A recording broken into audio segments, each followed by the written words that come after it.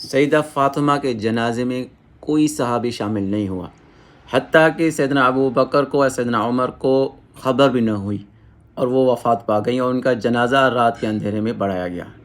ये सारी बातें और ये सारी कहानियाँ घड़ी गई हैं शिया किताबों में, और शियों ने, ये ज़ाकिरीन ने घड़ी हैं, और इनका बताने का मकसद ये होता है कि सहाबा की तनकीस की जाए, लोगों के दिलों में, मुसलमानों के दिलों में सहाबा के लिए बुग़्ज़ पैदा किया जाए। बल्कि जबकि देखा जाए कि इनके बातों में बड़ा तज़ाद होता है, कभी क्या लिखते हैं कभी क्या लिखते हैं, इनको ख़ुद मालूम नहीं होता कि पहले हम क्या लिख कर आए हैं, क्योंकि लोगों की बनाई हुई बातें हैं, तो इस वजह से इसमें बहुत तज़ाद होता है। यह है जलाउल उयून है, और ये मुल्ला बाक़िर मजीद की लिखी है, इनका बहुत मोतबर जो है ना मौलवी है। इसके सफ़ा नंबर 249 में लिखा हुआ है, कशफ़ुल गुम्मा के हवाले से अस्मा बिन्त उमैस से रिवायत है। अस्मा बिन्त उमैस कौन है?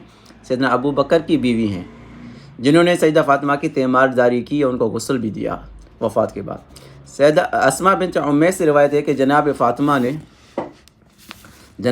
ने मर्ज़ वफ़ात में मुझसे फ़रमाया, मुझे बुरा मालूम होता है कि जिस तरह औरतों को जनाजे को उठाते हैं, इसलिए कि तख्ते के ऊपर रखकर कपड़ा ओढ़ा देते हैं, इससे जिस्म का मोटा और दुबला होना लोगों पर ज़ाहिर होता है। यानी सैयदा फ़ातिमा ने कहा कि मुझे ये बुरा लगता है कि इस तरह से जो है ना मैयत के ऊपर सिर्फ़ कपड़ा डाला जाए जिस्म के ऊपर, इससे जो है ना मैयत का जो है ना मोटा और पतला होना मालूम होता है। तो फिर अस्मा बिन्त उमैस ने एक तरीका बताया जो हबशा में किया जाता था।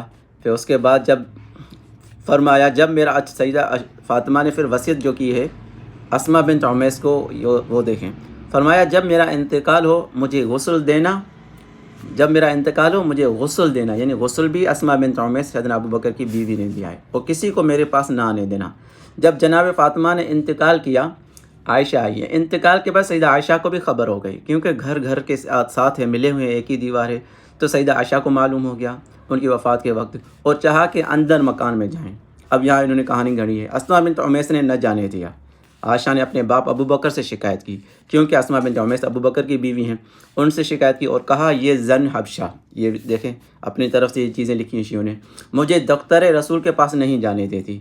आयशा चाह रही है कि मैं सैयदा फ़ातिमा के पास जाऊँ, और फ़ातिमा के लिए ताबूत इसने बनाया है। जब अबू बकर ने ये पूछा कि उसने कहा, ख़ुद फ़ातिमा ने यह हुक्म दिया है कि उनके पास किसी को ना आने दूँ, और इस ताबूत को ज़िंदगी में उनको दिखा चुकी हूँ, बाद मुलाहिज़ा हुक्म दिया ऐसा ही ताबूत मेरे लिए भी बनाना, यानी सैयदा फ़ातिमा की वसीयत बताई। अबू बकर ने कहा, जो कुछ फ़ातिमा ने कहा है उसकी तामील करो। अबू बकर ने क्या कहा? जो कुछ फ़ातिमा ने कहा उसकी तामील करो, यानी सैयदना अबू बकर को भी पता है सैयदा फ़ातिमा की वफ़ात हो चुकी है, तो ये कैसे मुमकिन है कि सैयदना अबू बकर को पता नहीं चला, जबकि उनकी तीमारदारी करने वाली उनकी बीवी है, गुस्ल देने वाली उनकी बीवी है। तो ये सारी कहानियाँ शियों ने गढ़ी है कि सैयदना अबू बकर को पता ही नहीं चला।